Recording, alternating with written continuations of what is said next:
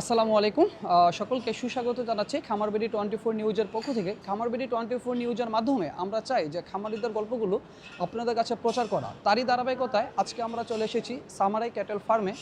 তো আজকে সামারাই ক্যাটেল ফার্মের কিছু কালেকশন আমরা আপনাদেরকে দেখানোর চেষ্টা করব। কোনটা কী জাতের, যারা খামারি আছেন অবশ্যই আমাদেরকে কমেন্ট করে জানাবেন।